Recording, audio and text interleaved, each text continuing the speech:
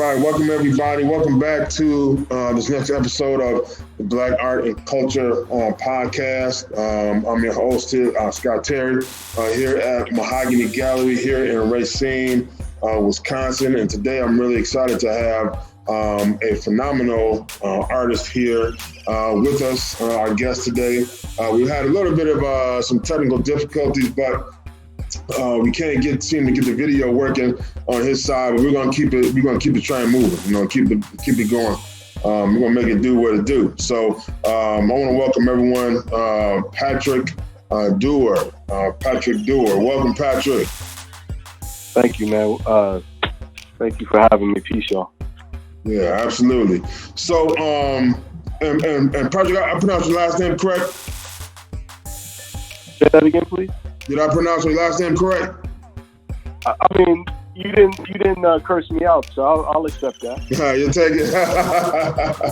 All right, right on, man. So for those of you who may be a little bit unfamiliar with Patrick's work, Patrick has been is a artist based out of New York, and he's going to get an opportunity to really tell us who he is and how he does what he does. And so we're excited to be talking to Patrick today. So I'm going to throw some questions at Patrick and just have a dialogue amongst Black artists. Let's get this show on the road. So Patrick, let's talk about so how your style is really is unique. Why don't you delve into that a little bit? So talk a little bit about your style or what's your favorite style or approach or kind of the method to your madness. Well, we were kind of talking. You and I were just talking about this a little bit before you started recording. I struggle with the idea of having a style because I do a lot of different things. What my man said? Craig Mack said, "My style ain't a style, so I could go buck wild." So yeah. if you can, I appreciate artists that have found their signature style.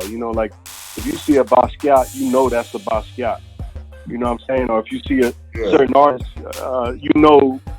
immediately that's their style. I don't think I've hit on that yet, and I think part of that is because in all honesty, I get bored if I do too many pieces in the same medium or with the same same style. I get a little less excited. So I like to mix it up for my own self, man, just to keep my own self challenged, and looking for new ways to expand and incorporate new influences, Yeah, right on. I dig it. That's that's being intentional about sort of not having a style or not really not being intentional about having a style.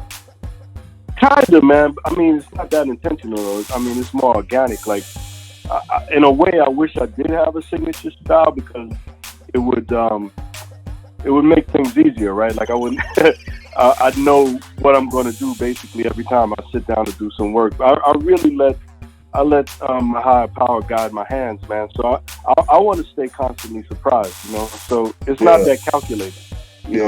That's beautiful. Yeah, that's beautiful. One thing I could say that I think really stands out to me with seeing your work is your work with collages. Right. And that's just such a. I mean, wow. I mean, I can't even.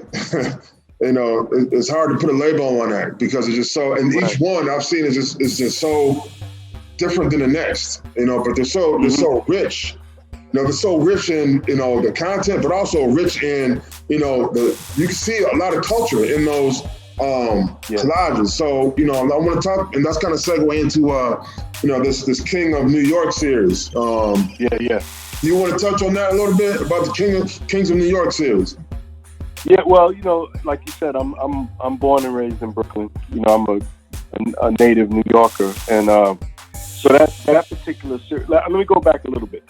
The collage work that I do is generally with using Xerox images and then repurposing them, reconfiguring them. And again, I gotta kind of refer back to hip hop.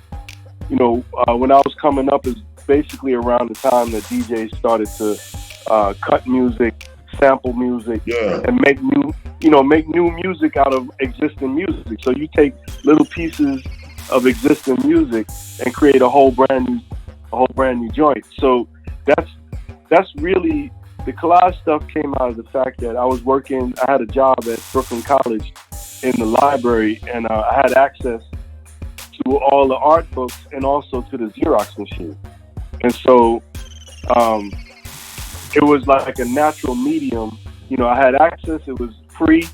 I'm not trained, you know, I didn't go to school for art, so it was and then I got turned on to Romare Bearden. Somebody turned me on, and so that blew my mind. So it was the convergence of working in that space, having access to the Xerox machine and to art and to photography books, and then getting turned on to Romare Bearden and hip hop emerging at the same time. That whole idea of do it yourself, like we're gonna take what we have and make some jewels out of what we have. So all of that converged into my getting into making collages. So the Kings of New York series came out of I took a bunch of pictures of graffiti and so-called urban images in my immediate community, and then I had this book on African kings, and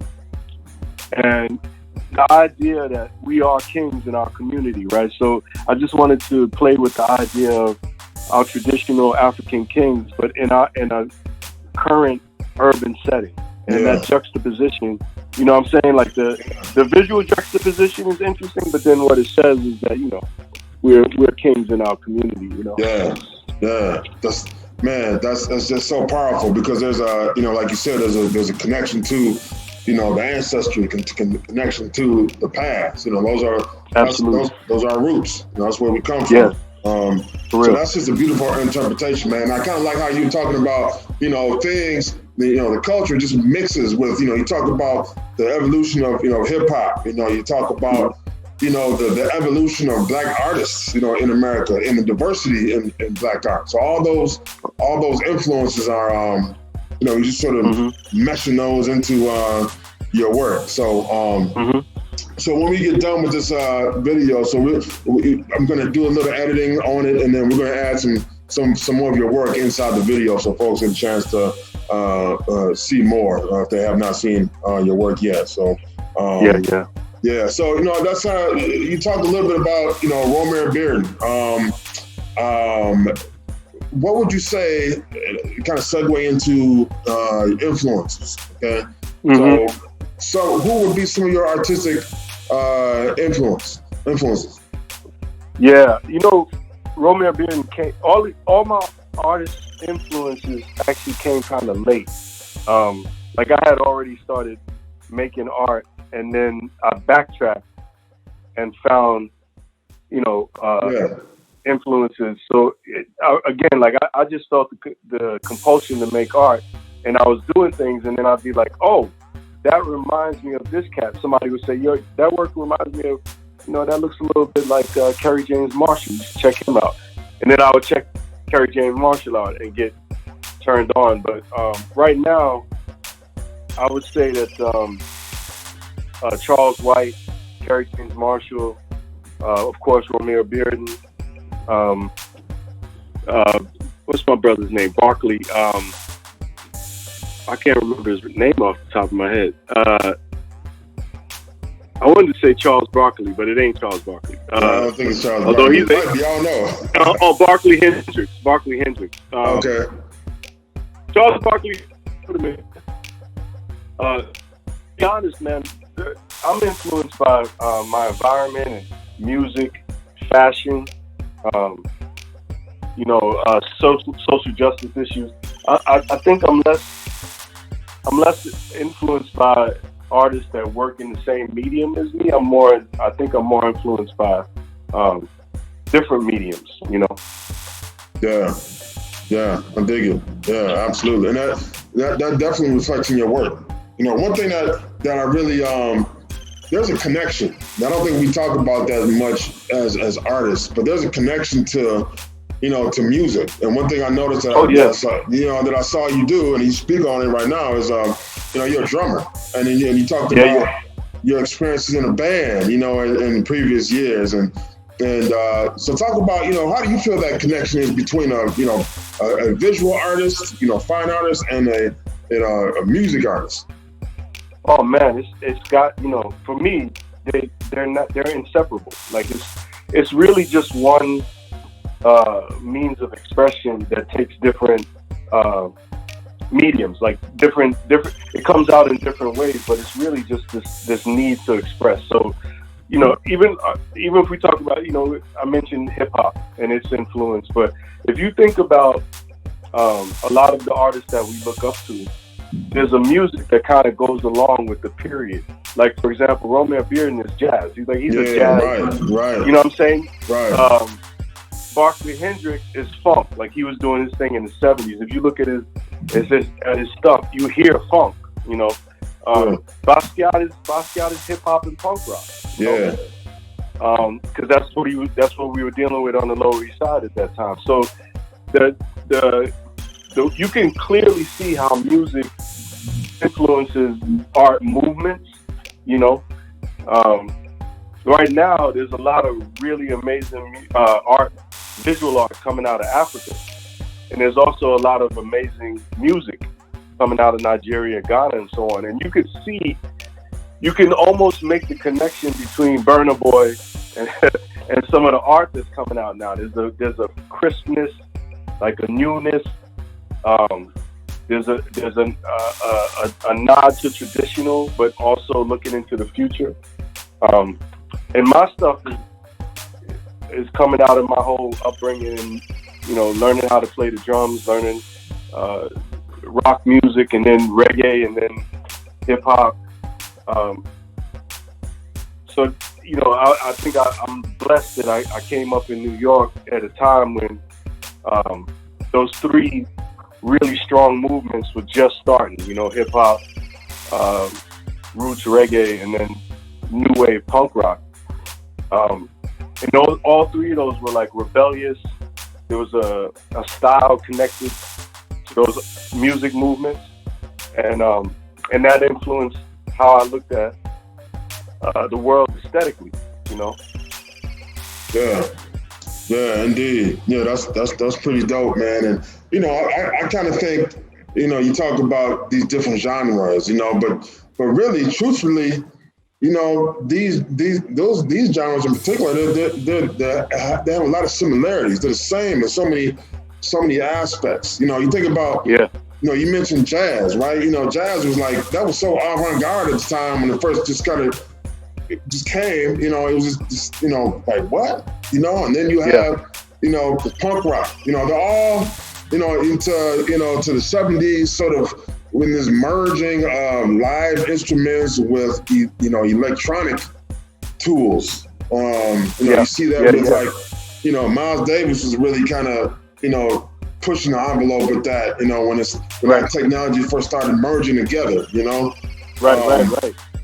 I see that, and like you said, in so much artwork, and particularly yours. I mean, some of yours has just it's really hard, hard, bold edge, but some of your work is just so like just soft and beautiful, but strong at the same time. It's such a statement, So, yeah, man, it's pretty dope, man. So that's cool. That's a good, I liked your connection with that. So from an artist standpoint, sometimes we may get these creative funks or these creative blocks. What do you do to help you get out of those funks or those blocks? I mix it up. I think I'll be real honest, and I thank God for this, man. I've been flowing. So here's what happened, bro. I had a really well-paying job as a program director in a nonprofit called Brownswell. We did community murals, and it was like it's basically New York's version of Philly mural arts, right? So we were doing social justice murals around the city, and it was a really good job. And I come from a family where if you got a city job, if you got a job with the Metro, the MTA, you're set. Like that's the goal. Yeah. And so, I mean, I'm in a position where I was making good money, and it was a fairly prestigious job, but I was not happy. I was not living in my purpose. And so, about 3 years ago, I decided to quit this job. And I feel like since then, I aligned with my purpose, and my work ethic has always been really strong. So I work harder now as an artist, partially as a poor black man, just to justify the fact that, because like I said, man, I told my mom, "Hey, Mom, I'm going to leave this job to pursue art," and I did that. I was 55 years old when I did that, and she said, "We don't do that. Like that's not what we do." But I knew I couldn't be happy continuing to work and not use what God was giving me. So I work steady. When I feel like I'm feeling a little frustrated, the beauty is I just flip up styles, man. I go from collage to a painting. I go from painting to playing the drums. I'll write a story about my life or about something else, something to mix up. It's still a creative expression, but it might not be the same exact a medium to express, and that breaks the monotony, Yeah,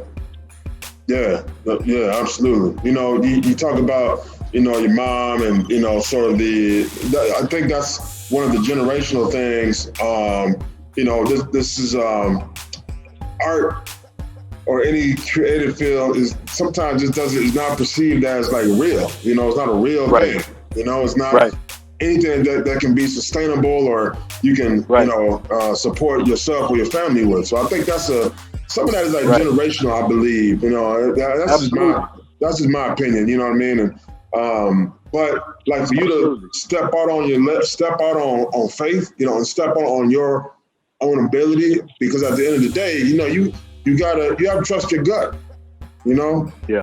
And you gotta follow your passion. So that's real commendable, man. So you think, looking back, that was a good decision? Yeah, bro. I mean, I would have been miserable if I continued working in the way that I did, and to be with all praise to God, man. Like the first couple of years was skinny, man. I wasn't really making any money. I was wise enough to put some money aside before I decided to leave the job, because I knew I was going to need a cushion. But that started to run out. But alhamdulillah, man, God is good. As soon as I got to the point where I was starting to be like, man, I'm going to have to look for another job, things started coming in, opportunities and blessings, man. And so where I'm standing now, I've made more money in this past year than I ever did in my life. Man, that's beautiful, man. And that's, yeah, bro, it's a testament. And so part of why I left that job too is because I started feeling like a hypocrite, because I was working with young people in disenfranchised communities in New York, black and brown kids with talent, and I was telling them, you could be an artist, you can pursue that. And I'm encouraging them to go down that path, but I'm not even taking my own advice. And literally one of the kids one time said, well, what about you? You telling us to take a chance and be an artist, but what about you? And I couldn't answer the kid. I felt like a hypocrite. So yeah, bro. I had to get real with it. Man, isn't it? It's kids will make you. Kids are so brutally honest, right? What? They're also the most talented people on the planet, man. Absolutely, man. Absolutely. I don't know if you know, but I'm a teacher in my day job, man, and so I also own this gallery too, But so I work with youth all the time, and I tell you what, like you said, man, we don't give young people enough credit that they deserve. We really don't. I fully agree with you. And I've seen so many young people just man, like they're going through so much that, you know, our person never had to deal with, and they're going above and beyond and being so resilient in spite of. And you know, there's so much creativity and passion. You know, looking back on any sort of social justice movement, you know, collectively, it's always been driven by young people. They've always been driven by young people. You know, and I think we just don't give them that due. But you know, that young person helped you, you know, get back on to your life course of being. That's when your contributions to the world, you know, following your passion. And you know, so that was a blessing, man. And you know, one thing I've seen as an artist myself is that, you know, you don't know who you're influencing. You know, you really don't know. And that serves the purpose of, you know, showing your work. So like, you know, just a little bit about me real quick. You know, I was, you know, when I first started, I was real like, I don't want to show my work. I'm really passionate and I want to keep it me, and you know what I mean? But then I realized, you know, it's you don't know whose work who could be impacted by seeing your work, who you're inspiring by giving them the opportunity to see your work, you know, and that's kind of, for me, that's when when my mindset sort of shifted. And then I just sort of, you know, absorbed, you know, all the, so many different, you know, artists, you know, around me. And, you know, seeing your work is, you know, one of those inspirations too, man. So real quick, talking about, you know, native New Yorker. So what does it mean to be a native New Yorker? You know, I'm in the Midwest there, man. So, you know, I don't even know what that means. So tell us, everyone who's not a native New Yorker, let us know, give us a vibe on, you know, what does it mean to be a native New Yorker? Well, first of all, Scott, I just want to thank you, man, and congratulate you for the work you do. And I know that you're bringing a lot of inspiration to the young people that you work with, because you're a positive brother in general, and but also being a role model as a Black man and a creative, opening your gallery, man. These are really powerful things that you're doing, and like, you know, everything that you just said to me, I'm echoing back to you. Like you probably won't ever really fully understand the impact that you've had and that you're having through your work with young people, but also by opening the space where art can be viewed and highlighted and so on, man. So thank you for that work, bro. Thank you, brother. I appreciate you. Appreciate you. No, man, I appreciate you, man. It's really, and you know, it's a blessing to speak with another brother that's that gets it. You know, like I feel like I don't have to explain a lot to you. I think you understand, because you've been there. You know, who feels it knows it.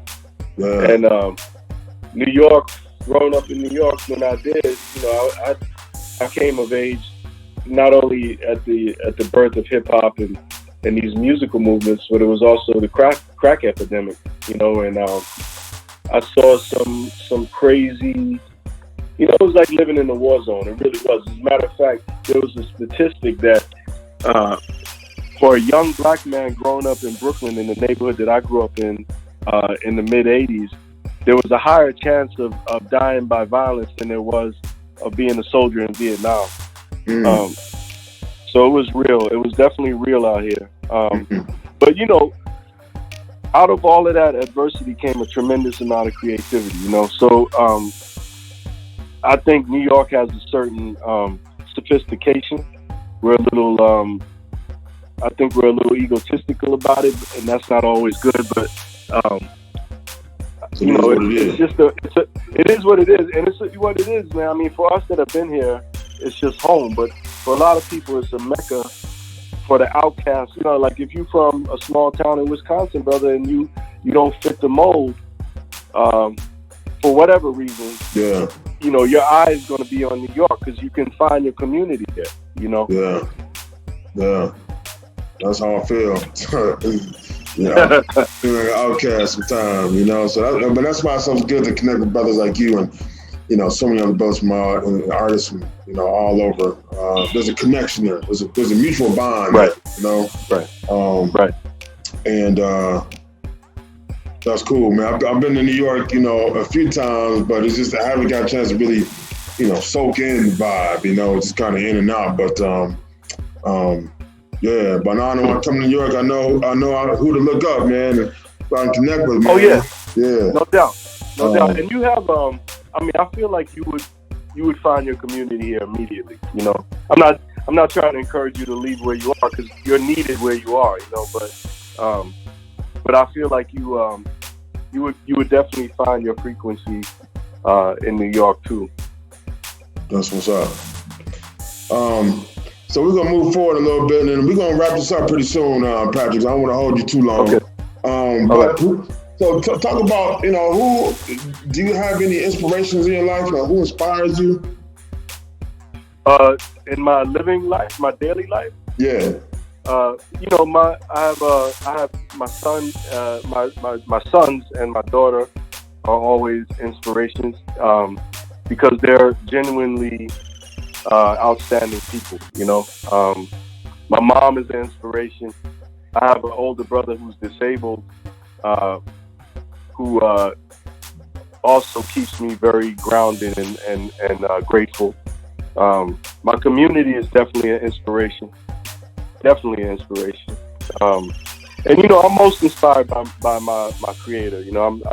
I have a spiritual practice. Meditation is and prayer are very, very important to me. That's where I get this word inspiration, the root of the word is in spirit, so I have to remember if I'm going to, and I believe that's why I don't get blocked that often. That's why I flow, is because I stay inspired because I stay in spirit, Wow.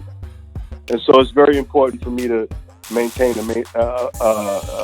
a meditation and prayer practice. It's also important to stay physically fit, because if your body is not healthy, man, you're not going to be able to, manifest physical things. Art can be, brother, art can be, it can be grueling on your body, man. Yeah, most definitely. It can take a physical toll. And you talk about, I want to touch on that just a little bit, real briefly. One of the common themes that I've discovered when talking with these different artists is meditation and the connection to spirituality. Yeah, bro. And I don't think we talk about that collectively. And I think, one of the things I sort of seen is that, particularly amongst brothers, man, it's just that recognizing how important that is, and oh man, I've started that journey, I'm recently, and looking back, in my younger years, like, man, if I had, I look at it as the, mastery of self. That's a journey in itself, right there. Word. And but that's one of the beautiful common themes that I've seen across every single artist I've talked to in doing these podcasts. So just touching base with that real quick. I mean, that's a very significant part of who you are as a person, but also your just individual life practice. Oh yeah, man, absolutely. And I think with we creative people, it's a calling. It's a high calling. Because if you think about God, whatever your concept of God is, it's God is the creator, right? The ultimate creator. But we get to mimic God like no one else on the planet because we create, man. We take a blank canvas and put something there that was never there before. And that's the closest, to my mind, that's the closest we can get to mimicking our creator, and so it's a divine calling, man. And so much of my work is about wanting people to recognize our divine nature. We, particularly people of color, like we, they used to take me to church, Catholic church, when I was really young, and I was very moved by the iconic art in the church, but all the images were white people, right? And right. And even as a little kid, before I had the language, I recognized, like, wait, that's that has never been told. Like, where are we at? Right. So yeah, connecting to the spirit and creating And that's why, brother, I'll be honest, I don't really take a whole lot of credit for my work because I feel like I'm a vehicle. I'll take credit for showing up, and taking the time to create the art. But what comes through me is really not mine to claim. I did the thing that a lot of people do, is try to take the shortcut. For a long time, I experimented with drugs and alcohol because I thought that would get me to that spiritual place fast. Right. But that, obviously that's not. There's a dark side to that, and I learned that. So I'm grateful that I'm sober today, and through that sobriety, I'm able to connect to my higher power, and then, manifest. The physical manifestation of that is my art. That's beautiful, man. I think one of the things that watching and reading some of your stories about that you share with the world. I don't read a lot. I don't read a lot of. Sometimes those posts can be long. People in general, but yours are. Yours. I mean, yours are like, they're engaging, and it's like, man, I felt like, like I know, some of those struggles, and you really, so I want to thank you for sharing that, man, because that's a part of you that you don't have to share with the world, and that's right, really right. Deep, but right. Like, we talked earlier about the influence and connection that can have for people. Like, that's what reading your personal stories, really does, for me. So I want to thank you for sharing that. I got a little, connected when I was reading you about your son, and it's like, I got a son. I got a little 4-year-old son, and I think about our connection, man, and it's like that was beautiful, man. So I just want to thank you for that, man. It's just a moment that you sharing yourself with the world and kind of making yourself a little vulnerable. You don't have to tell people that. You don't have to. You don't have to spell that. But you're willing to share that. So thank you for doing that, brother. Thank you, brother. So we're gonna wrap this up, man. But here's the deal. We gotta get to the end of this piece where I'm throwing. It's a word association. All right. So I throw out a word. Okay. And you just tell me the first thing that that comes to mind. All right. Okay. All right, here we go. First word. New York City. Home.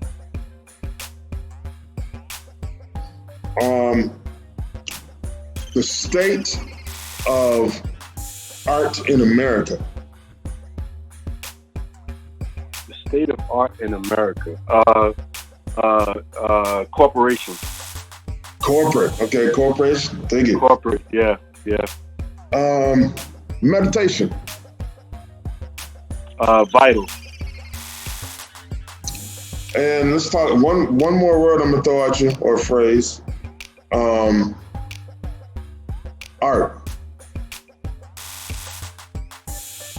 The first thought that came to my mind was expression. Expression. Okay. Expression, but it's hard to put. It's hard to say just one word for that. Okay, right on. Fair enough. Well, you spent about 45 minutes, rapping, man. So wow. I'm gonna let you slide. I haven't answered for that last one, so it's all good though, brother. Wow, man. Thank you, man. That went fast. I appreciate you. Yeah, and that's we just having a conversation, man. So we're gonna wrap this up. So everyone, we just had a conversation with the one and only Patrick Dewar from New York City, Brooklyn, to be exact, right? Mm-hmm. That's right. That's right. Yeah. So, is there anything else you want to share with our audience while we still have you? You want to share any sort of links or anything, or just say a good word? Well, you said you're going to put some stuff together. So, if you don't mind, can you just put up a link when you do the visual presentation? So, if you could just give them my, I'll send you my website and my IG page. Right on. All right. Sounds good. Will do, brother. I appreciate you for joining us, Patrick, and very grateful, God brother. bless. Thank you. Godspeed, and continue being a light out in the world. Thank you, Scott. Thank you so much, man. Bless you, brother. Likewise. All right. Peace. All right, now. Peace.